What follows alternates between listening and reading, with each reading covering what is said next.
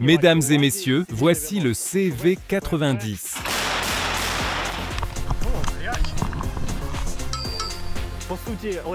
Le VCI suédois. Il est légendaire et unique car il est très puissant, mais nous n'en avons pas beaucoup dans nos forces armées. Et nous avons l'occasion de le voir grâce à la 93e brigade Kolodny Yar, qui l'utilise de manière très professionnelle. La 93e dispose d'un certain nombre de ces véhicules. Pourquoi est-il légendaire? Tout d'abord, le CV90 est très puissant, tant en termes de blindage que de capacité tout-terrain.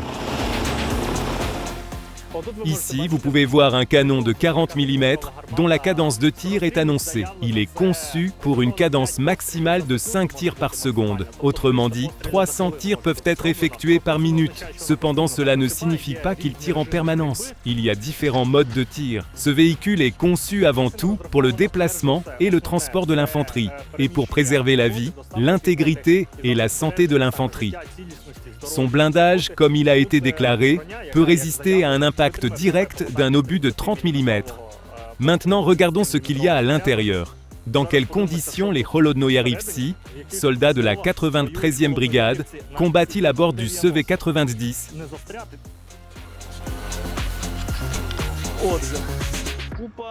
Il y a donc beaucoup de capteurs.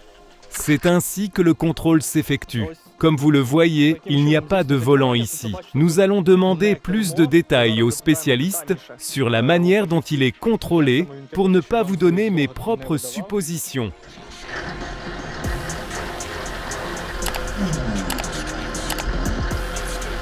Êtes-vous le commandant du groupe de combat du CV90 ? Oui. Depuis combien de temps avez-vous ce véhicule et quelles sont vos impressions générales ? Mon impression était que c'est un véhicule fiable et simple. Un volant, un virage à droite, un virage à gauche. Ah, c'est un volant qui tourne ? Oui, la boîte de vitesse est automatique. C'est-à-dire que ce n'est pas comme dans les BH ou les Kopika. Là-bas, il faut utiliser de l'air, de l'hydraulique. C'est-à-dire qu'on appuie sur la clé, sur la manette, et elle transmet tout. Il n'y a rien de compliqué. Et la perméabilité du véhicule est excellente ? Oui, la perméabilité du véhicule est excellente. Nous sommes allés sur une position ennemie. Il y avait environ 1 mètre de boue. Nous nous sommes enfoncés. Mais le véhicule a réussi à traverser, à en sortir et à effectuer sa mission. Parlez-nous du canon, de la mitrailleuse. Le canon est excellent. Il y a des obus ? Oui, il y a beaucoup d'obus. Autrement dit, il n'y a pas de problème d'approvisionnement pour les BH. Eh bien, et le plus important, l'espace est confortable autant que possible pour l'infanterie, pour les troupes d'assaut qui sont transportées dans ce véhicule de combat. Il peut accueillir 7 personnes. Un point important est qu'ils peuvent sortir et entrer par 2 voies. Non seulement par la porte arrière, mais aussi par les écoutilles qui s'ouvrent ici. De plus, même pendant le combat, l'infanterie peut prendre position et tirer. Vous voyez, on nous a expliqué. Une mitrailleuse peut être installée ici. L'infanterie peut donc agir. Elle peut aussi se déplacer ici. Une fois sa mission accomplie, l'infanterie se cache et poursuit sa route. Notez que les sièges se déplient d'une manière spécifique, c'est-à-dire que vous n'avez pas juste un banc statique. Cela est dû tout d'abord à l'ergonomie. Vous voyez, on peut les déployer et il y a beaucoup de place pour transporter des munitions, pour transporter différentes choses, et comme véhicule d'évacuation médicale, MEDEVAC, on peut simplement les déployer. Regardez, il y a beaucoup d'espace libre, mais c'est aussi conçu pour la sécurité des soldats, car s'ils sont soudés de manière statique et que vous roulez sur une mine, par exemple, l'onde de choc se transmet par inertie de manière beaucoup plus forte. Ici, en revanche, étant donné que vous êtes en quelque sorte assis dans un état suspendu, cela est censé réduire l'inertie de la transmission de l'onde de choc de la mine. Notez qu'il y a des ceintures de sécurité ici, et c'est la marque de fabrique suédoise. Si vous avez regardé notre reportage sur l'Archer, il y avait une bouilloire. Vous vous en souvenez ? Et ici, vous n'allez pas le croire, il y a exactement la même bouilloire. Voici la gamelle. Et il y a une boîte à l'intérieur que vous pouvez ouvrir. Elle s'allume, l'alimentation est fournie.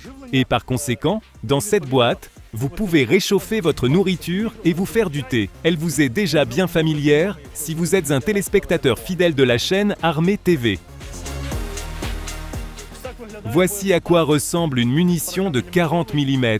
C'est une grosse munition, compte tenu de la cadence de tir du canon, et je vous le rappelle, c'est 5 tirs par seconde.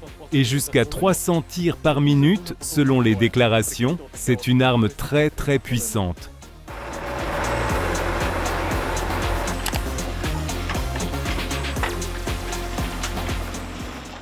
Chez nous en Ukraine, on ne trouve pas de choses pareilles.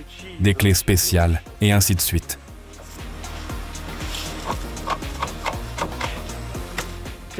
C'est un travail difficile, parce que c'est cool quand on est journaliste. On regarde des vidéos, on lit sur Wikipédia à propos du CV et on se dit « Oh, c'est génial !» On a vu dans quelles conditions il faut aussi constamment le réparer et en maintenir l'entretien. Est-ce que vous avez aussi appris à tout changer en Suède? Oui, absolument. L'entretien des chenilles, la maintenance de l'huile, le remplacement des galets de roulement, tout cela est fait par le conducteur. Quant aux réparations, il y a déjà des mécaniciens spécialisés pour ça. Vous voyez, il ne suffit pas de tirer, il faut aussi le nettoyer ensuite. Le véhicule ne fait pas que rouler, il faut aussi le réparer. Et c'est un travail très vaste et complexe. Tous les jours, c'est ça. Non, c'est rare. Rare. Mais ça arrive.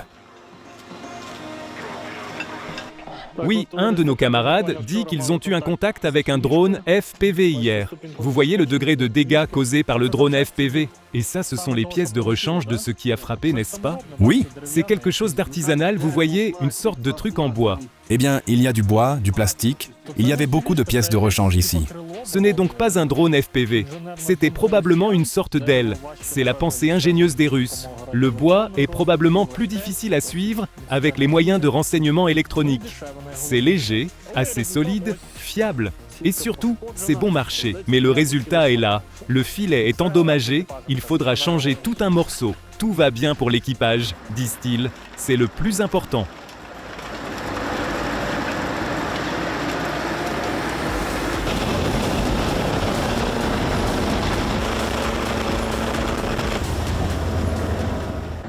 Le CV-90 est en train de sortir, il a accompli sa mission de combat. J'ai eu la chance de tester ses capacités tout-terrain.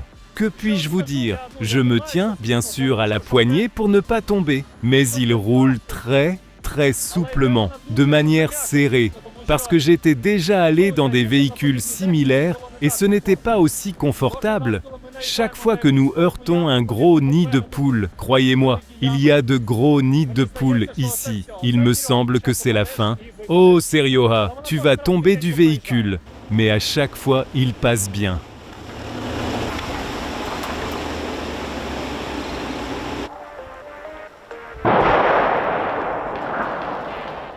Eh bien, nous allons maintenant avoir l'occasion d'observer le CV-90 en action au combat, de voir de nos propres yeux comment il va tirer par courtes rafales. Et j'insiste, faites attention à la particularité de l'éjection des douilles, qui s'envolent vers le haut et vers l'avant. Ce n'est pas très typique, on ne voit pas ça très souvent. J'espère que nous aurons de bonnes images pour que vous puissiez l'observer.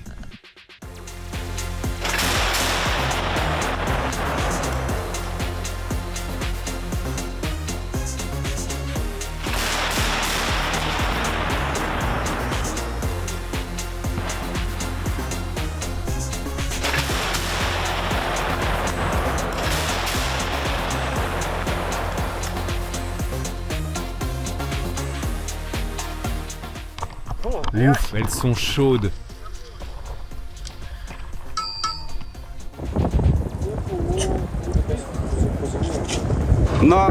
Non seulement les occupants, mais nous, les journalistes, chassons aussi le VCI CV-90. Il n'est pas si facile de trouver un moment où le véhicule est disponible, car les gars sont constamment au combat. Et maintenant, ils partent. Et nous avons un peu de temps pour vous parler de ce super véhicule.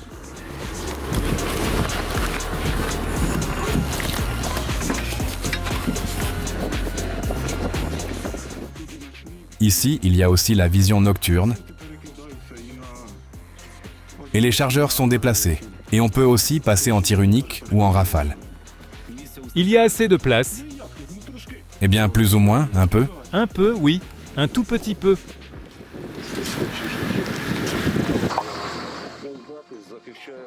La compacité protège le véhicule des appareils de vision nocturne et des caméras thermiques. Il est 70% moins visible que les autres véhicules. Elle protège de la chaleur à l'intérieur et en plus, elle protège visuellement le véhicule de l'œil militaire. Et à quel point cela aide-t-il en conditions de combat? Cela aide beaucoup. 70% du succès vient de là, de cette protection. Comment voit-il ce VCI? Comme un véhicule gris et endommagé. En général, les véhicules s'illuminent en blanc. Eh bien, gris, comme s'il était endommagé, c'est un véhicule froid. Le fait qu'il bouge le rend plus difficile à repérer du ciel. Et aussi dans la lunette de visée de l'ennemi. Ces inserts en caoutchouc sont les points forts de ce VCI. Mais grâce à eux, le véhicule peut s'approcher très près et silencieusement des positions ennemies et commencer à tirer. Il n'a rien de mal. S'il y avait plus de munitions, ce serait encore mieux. 3 chargeurs de 8 obus chacun. C'est-à-dire que l'on peut faire 24 tirs à la fois. Mais si nous en avions au moins 50, ce serait déjà mieux. Donc 24 tirs et après? Je recharge. Et combien de temps faut-il pour recharger? On peut en 1 ou 2 minutes. Si on a déjà un peu l'habitude.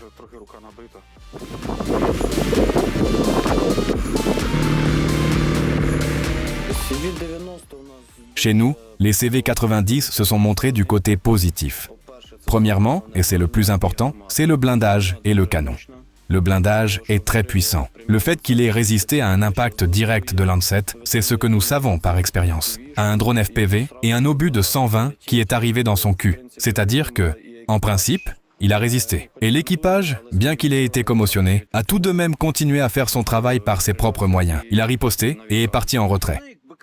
Ces munitions ne détonnent pas, elles brûlent, mais elles ne détonnent pas. Nous avons eu un cas, un drone FPV l'a frappé à la tourelle, derrière la trappe du conducteur, et le jet de charge creuse est passé au travers. Et ici, sous la tourelle, se trouve la soute à munitions. Le jet est passé au travers, a percé la soute à munitions. Il est passé à travers un obus. Il a simplement brûlé. C'est-à-dire que la poudre a brûlé et le traceur de l'obus a aussi brûlé. Ils l'ont achevé avec un autre. L'équipage a abandonné le véhicule et il était resté là avec le moteur en marche. Nous sommes arrivés, l'avons récupéré par ses propres moyens et sommes venus ici. Je suis Vitalik. Vladislav. C'est un camion des années 90. Il est très pratique, confortable, énergique et maniable. Énergique? Oui, elle est pleine d'énergie, tout comme nous. Que puis-je dire? Nous remorquons des VCI, des VTT, tout ce qu'il y a. En ce moment, nous allons récupérer des bulldogs. Ses chenilles ont sauté. Il s'est retrouvé en difficulté. On va chercher de nouvelles chenilles. C'est presque tous les jours comme ça. On se sent à l'intérieur en sécurité, vous savez. Le blindage est bon. Il y a aussi le Barracuda. C'est pour la vision nocturne. Pour qu'on ne nous voit pas, les drones ne nous voient pas. C'est aussi un gros avantage. Il y fait chaud. Il y a la climatisation. Il y a même une radio. Que dit l'ennemi à propos de ces véhicules? Ils sont choqués, parce que, depuis l'été, ils chassent très activement ces CV-90. Comme ils n'arrivent pas à les atteindre, ils n'ont pas hésité à envoyer 2 T-90 contre un seul CV. Au début, d'après les interceptions, ils les confondaient beaucoup avec des chars. 2 salves de grade sur un seul CV, des mortiers de 120 mm, de l'artillerie. Tout est tiré sur une seule boîte. Parce qu'ils comprennent que si elle arrive à son point et commence à travailler, ils auront tout de suite des 200 et des 300. En principe, nous sommes contents d'elle. C'est comme ça qu'on travaille. On s'approche à 50 mètres d'eux, on fonce, on les démolit, et pendant qu'ils se remettent, on se replie tout de suite. Et ça, plusieurs fois. Il faut aller sauver le bulldog, c'est ça? Si vous êtes encore ici, on reviendra. Oui, si vous le faites, arrivez.